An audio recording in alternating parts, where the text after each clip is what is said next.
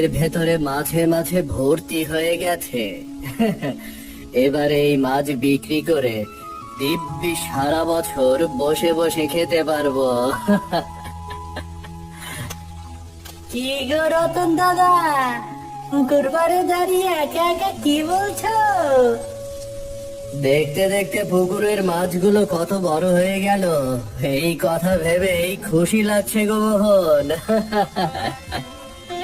হ্যাঁ, খুশি তো লাগারই কথা। আর এদিকে তো আমার একেবারে যাতা অবস্থা গো। কেন গো, তোমার আবার কি হলো? হাতে একটা পয়সা নেই, কিন্তু একটা কাজ শুরু করবো সেটাও পারছি না। তাই তো তোমার কাছে ছুটে আসা গো। যদি আমাকে কিছু টাকা দিয়ে সাহায্য করতে তবে বড় উপকার হতো গো। কিন্তু মোহন, এই মুহূর্তে আমার হাতে যে তেমন কোনো টাকা পয়সাও নেই। থাকার ভেতরে পুকুরে এই মাছগুলো আছে, এগুলো বিক্রি করলে তারপর হাতে টাকা আসবে। আমি বলি কি দাদা, আমাকে দুদিন এই পুকুর থেকে মাছ ধরতে দাও না। আমি এই মাছ বিক্রি করে কিছু টাকা রোজগার করি, পরে না হয় তোমাকে এই মাছের টাকা শোধ করে দেব। আচ্ছা ঠিক আছে, তুমি যখন এত করে বলছো তাহলে 2-3 দিন মাছ ধরে তুমি বিক্রি করো। তবে হ্যাঁ, 2 দিনের বেশি কিন্তু নয়। না না না না না না, সে নিয়ে তুমি একদম চিন্তা করবে না। আমি 2 দিনের বেশি মাছ ধরবই না।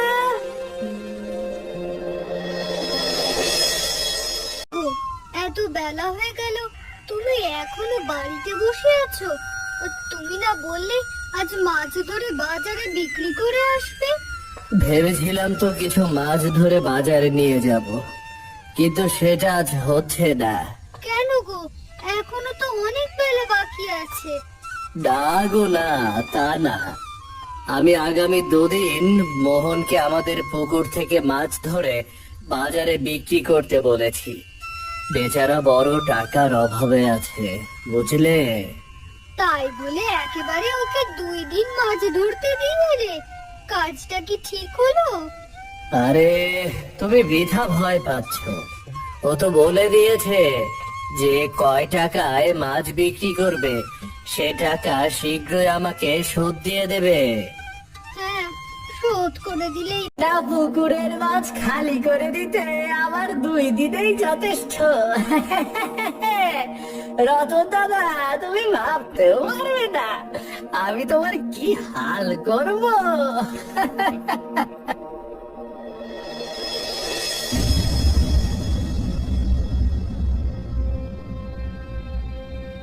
বাবা, তুমি তো বলেছিলে আমার জন্য একটা নতুন জামা কিনে নিয়ে আসবে, কিন্তু এখনো তো নিয়ে আসলে না। আনবো রে মা, আনবো। এখন তো হাতে একদমই টাকা নেই রে। পুকুর থেকে মাছ বিক্রি করে নিশ্চয়ই তোর জন্য একটা সুন্দর নতুন জামা নিয়ে আসবো রে। বাবা, শুধু জামা আনলে হবে না, ভালো ভালো খাবার নিয়ে আসতে হবে। আমি কতদিন ভালো খাবার খাই না। আচ্ছা বাবা, আচ্ছা। আমি তোর জন্য জামা জুতা খাবার যা যা দরকার সব নিয়ে আসবো। গো, শোনো না, তুমি মোহনকে বলে দাও যে মাত্র একদিন যেন ও পুকুর থেকে মাছ ধরে। একেবারে দুইটা দিন ওকে মাছ ধরতে দেওয়াটা ঠিক হচ্ছে না। তা কি করে হয় রত্না? আমি তোকে কথা দিয়ে ফেলেছি, এখন গিয়ে এটা বলা ঠিক হবে না। তাছাড়া আমাদের পুকুর ভর্তি মাছ, ও 2 দিনে আর কতগুলো মাছই বা ধরবে বলো? হ্যাঁ, তুমি তো কথা দিয়ে ফেলেছো। এখন দেখো যা ভালো মনে হয়। কে মাছ দেব? আমি কাউকে খালি হাতে ফেরাবো না। তা তোমার মাছ কত টাকা কিলো? দেখতে পাচ্ছেন তো কত টাটকা মাছ, তাই আমার মাছের দামটা একটু বেশি, 300 টাকা কিলো। হ্যাঁ, ওই টাটকা তাজা থাকার কারণেই আমি 300 টাকা দিয়ে কিনে নিয়ে যাব। আমাকে 2 কিলো মাছ দাও তো। হ্যাঁ, এক্ষুনি দিচ্ছি। আমাকে বড় দেখে 3 কিলো মাছ দিও। দেখেই তো মনে হচ্ছে খেতে খুবই ভালো হবে।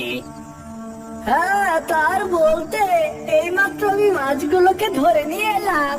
এমন টাটকা মাছ বাজারে আর কোথাও পাবে না। নাও গো ভাই, তোমার 2 কিলো মাছ, দাম হয়েছে 600 টাকা। পুকুরে তো সব সময় মাছেরা লাফালাফি করতে থাকে, এমন শান্ত জল তো থাকে না কখনো। কি জানি বাবা, হয়তো এখন শান্ত হয়ে আছে সবাই। বাবা, এত কথা না বলে পুকুরে জাল ফেললেই তো বোঝা যাবে যে মাছ আছে কি নেই। হ্যাঁ, তুই একদম ঠিক বলেছিস মা। আমি এক্ষুনি জাল ফেলে দেখছি। কি সর্বনেশে কাণ্ড! আমার পুকুরে এত মাছ, অথচ এখন জাল ফেলে একটা মাছ উঠছে না। এ কি হলো? আমি জানতাম এমন কিছু একটা হবে। আমি আগে থেকেই সন্দেহ করেছিলাম। তার মানে কি ওই মোহন আমাকে ঠকিয়ে মাত্র 2 দিনে পুকুরের সব মাছ ধরে নিয়ে গেল? তাই তো মনে হচ্ছে। তা না হলে এত বড় পুকুরে একটা মাছ থাকবে না। বাবা, এখন কি হবে? তুমি কি আমাকে নতুন জামা জুতো আর খাবার কিনে দিতে পারবে না? পারবো না কেন মারোপা, নিশ্চয়ই পারবো। তোরা বাড়িতে ফিরে যা, আমি এক্ষুনি বাজারে গিয়ে ওই মোহনকে ধরছি।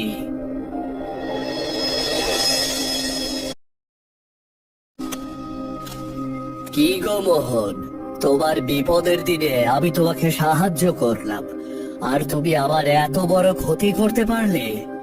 ঠিক বুঝতে পারলাম না গো রতন দাদা, আমি তোমার কি ক্ষতি করেছি বলো তো? আমি তোমাকে মাত্র 2 দিন পুকুরে মাছ ধরতে বললাম, আর তুমি তার ভেতরে গোটা পুকুরটা খালি করে দিলে। দেখো দাদা, তুমি আমাকে বলেছিলে 2 দিন মাছ ধরার জন্য, কিন্তু কি পরিমাণ মাছ ধরবো তা তো বলনি। তাই তো আমি আমার ইচ্ছে খুশি মতো মাছ ধরেছি।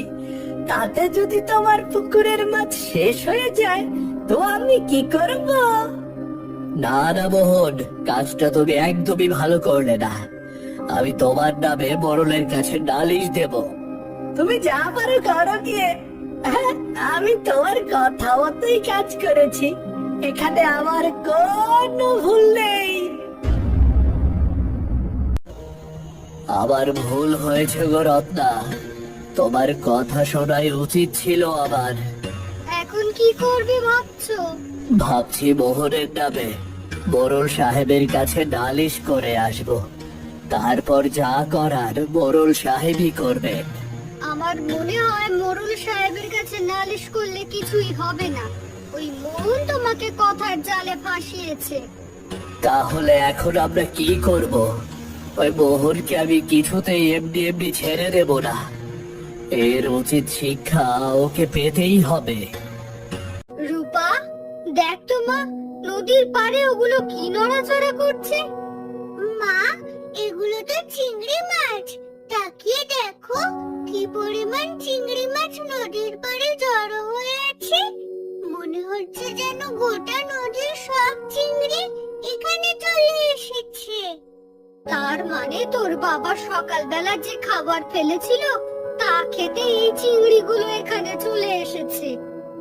মা, আমরা তো চাইলে চিংড়ি মাছ বাজারে বিক্রি করতে পারি। বাজারে অন্য মাছের চেয়ে চিংড়ি মাছের দাম তো আরো অনেক বেশি। হ্যাঁ, এটা তুই ঠিক কথাই বলেছিস মা রূপা। দাঁড়া, আমি এক্ষুনি তোর বাবাকে গিয়ে বলছি। এই কদিন মোহনের কাছ থেকে এই এক মাছ কিনে খেতে খেতে বুকটা যেন একেবারে পচে গেছে। হ্যাঁ গো দাদা, এটা তুমি ঠিকই বলেছ। চলো না, আজকে রতন দাদার কাছ থেকে কিছু চিংড়ি মাছ কিনে নিয়ে যাই। হ্যাঁ, ও চিংড়ি মাছগুলো দেখতে বেশ টাটকা আর তাজা মনে হচ্ছে। নিয়ে যাও, নিয়ে যাও। প্রতিদিন আর এক মাছ কত খাবে? চিংড়ি মাছ খেয়ে দেখো, খুব ভালো লাগবে। আমাকে তাহলে 1 কিলো চিংড়ি মাছ দাও গো রতন দাদা। আজ একটু ভিন্ন কিছু খেয়ে দেখি। ব্যাপারটা কি হলো? ওই রতন এতগুলো চিংড়ি কোথা থেকে নিয়ে এলো? আমি তোর পুকুরে একেবারে সাফ করে দিয়েছি, আজকে আবার এই চিংড়ি মাছগুলো নিয়ে এসে আমার মাছ বিক্রিতে বাগড়া দিল। আচ্ছা, দেখি তো বিষয়টা।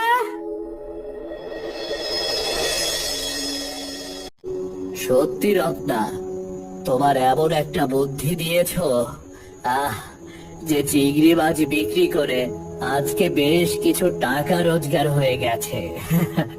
আমি বলি কি, ওই নদীর পাড়ে প্রতিদিন কিছু কিছু খাবার ফেলতে হবে, এতে করে আরো বেশি চিংড়ি এসে ওখানে জমা হবে। বাবা, আমরা কি তাহলে এখন নদীর পাড়ে কুচো চিংড়ির চাষ শুরু করব? হ্যাঁ রে মা, বলতে পারিস সেটাই।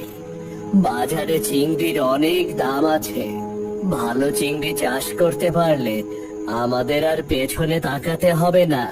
রতন দাদা, আমি তোমার কাছে ক্ষমা চাইতে এসেছি গো।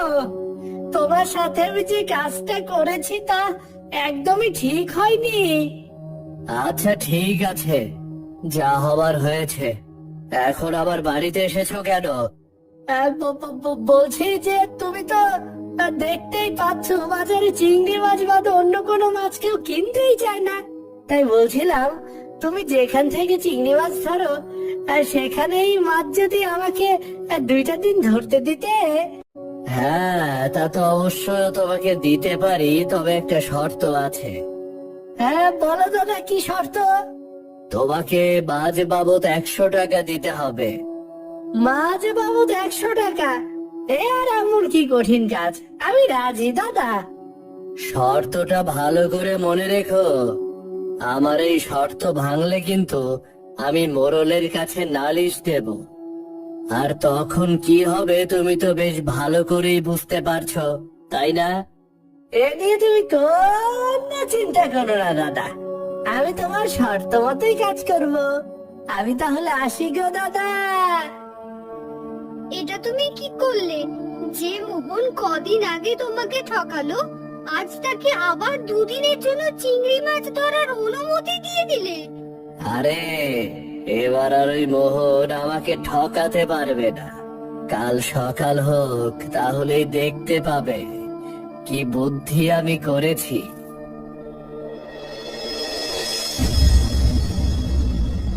ওই গো মোহন, তুমি তো দেখছি বেশ অনেক চিংড়ি ধরে ফেলেছ। এবার শর্ত মতো আমাকে মাছ বাবদ 100 টাকা দাও। হ্যাঁ গো দাদা, এখনই দিচ্ছি। এই নাও তোমার 100 টাকা। এ কি করলে তুমি? তুমি তো শর্তটাই ভুলে গিয়েছো। আমি তোমাকে বলেছিলাম মাছ বাবদ 100 টাকা, মানে প্রতিটা চিংড়ি মাছ বাবদ আমাকে 100 টাকা দিতে হবে। কি আবল তাবল বলছো তুমি? এখানে এখানে চিংড়ি মাছ আছে, সবগুলো মাছ বাবদ 100 টাকা দিলে তো আমাকে পথে বসতে হবে। এত কিছু তো আমি জানি না। আমি শর্ত দিয়েছি, তুমি সেই শর্তে রাজি হয়েছো। এখন শর্ত মতো তোমাকে কাজ করতে হবে। তুমি তো আমাকে রীতিমতো কথার জালে ফাঁসিয়ে দিয়েছো, এটা তো অন্যায়। চিন্তা করে দেখো মোহন, কিছুদিন আগে তুমিও ঠিক এমন ভাবেই আমাকে কথার জালে ফাঁসিয়ে আমার গোটা পুকুরের মাছ নিয়ে নিয়েছিলে। এবার ভালোই ভালোই চিংড়ি মাছগুলো গুনে আমাকে টাকা দিয়ে যাও, তা না হলে কিন্তু পরিণতি খুবই খারাপ।